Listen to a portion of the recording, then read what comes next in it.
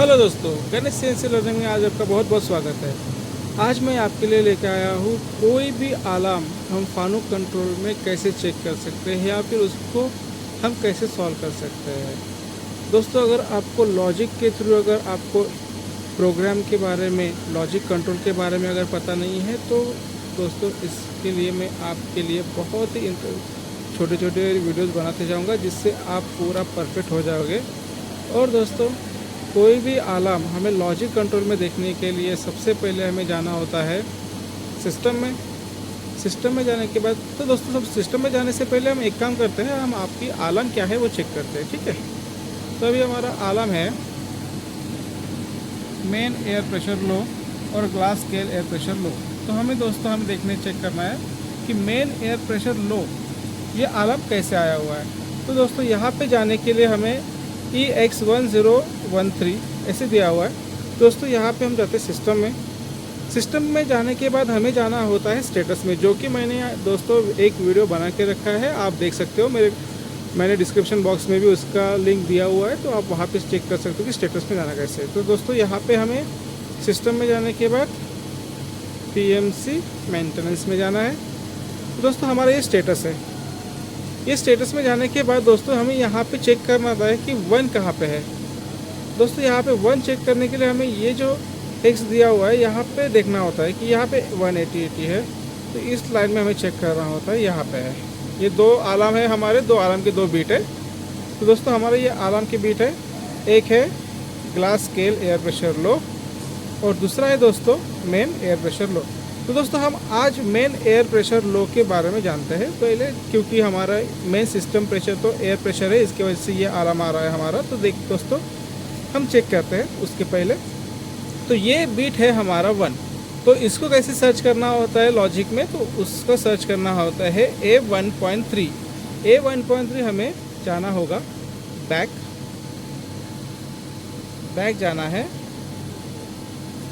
Ladder में जाना है दोस्तों, और लैडर में हमें सर्च करना है A1.3। ओके दोस्तों, तो इसमें अभी W सर्च नहीं है, तो पहले इसको हम सर्च मेनू कर देते हैं। तो दोस्तों W सर्च करने के बाद क्या होता है, अभी हमें सर्च किया है तो हमारा जो 1.3 है इसमें आ गया, तो हमें मेन कॉइल में चाहिए होगा 1.3। तो हमें कॉइल में चेक करने के लिए हमें चाहिए होता है W सर्च। देखो दोस्तों आ गया। ओके, तो दोस्तों अभी ये हमारा बिट ऑन है, तो ये बिट ऑन क्यों है ये हम चेक करते हैं।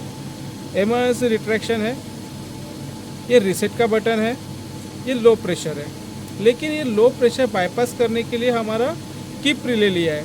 तो दोस्तों अगर कीप रिले के बारे में अगर आपको और जानकारी चाहिए होगी तो मुझे कमेंट सेक्शन में कमेंट कीजिए इसके बारे में। इसके लिए मैं और एक आपके लिए सेपरेट वीडियो बनाऊँगा दोस्तों, जो कि आपको अच्छे से समझ सकता है, क्योंकि अभी मैंने ये वीडियो में बनाया तो ये वीडियो बहुत लंबा हो जाएगा। इसके वजह दोस्तों मैं अभी कीप रिले के बारे में वीडियो नहीं बनाऊंगा। तो अगर आपको चाहिए होगा तो प्लीज़ मुझे कमेंट सेक्शन में कमेंट कीजिए, भूलिए मत।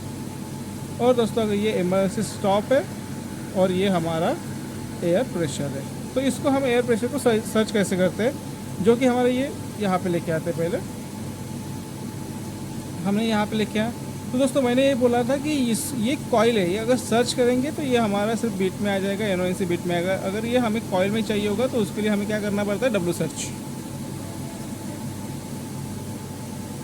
W सर्च करने के बाद दोस्तों यहाँ पे आ गया है। तो दोस्तों ये हमारा टाइमर है, जो कि मैंने टाइमर के बारे में आपको बताया था, लेकिन ये सब टाइमर 24 है। सब टाइमर 24 के बारे में अगर आपको वीडियो चाहिए होगा तो मुझे कमेंट सेक्शन में कमेंट कीजिए, इसके बारे में और एक मैं वीडियो बनाऊंगा, जो सब टाइमर कैसे यूज़ करते हैं या फिर कैसे उसको एडिट करते हैं, किसी टाइमिंग चेंज करते हैं, इसके बारे में आपको बताऊंगा। तो दोस्तों अभी ये हमारा टाइमर है। ये टाइमर हमने किस लिए दिया है, ताकि हमारा एयर प्रेशर अगर ड्रॉप होता है तो 3 सेकंड का उसको टाइमिंग दिया है। अगर 3 सेकंड में अगर वो प्रेशर नहीं आता है तो हमारा यहाँ पे अलार्म आ जाता है। तो दोस्तों इसके लिए हमारा एक इमरजेंसी स्टॉप है, उसके बाद हमारा एयर प्रेशर। तो इसके लिए इनपुट क्या लिया है दोस्तों, हमने 1.3 इनपुट लिया है।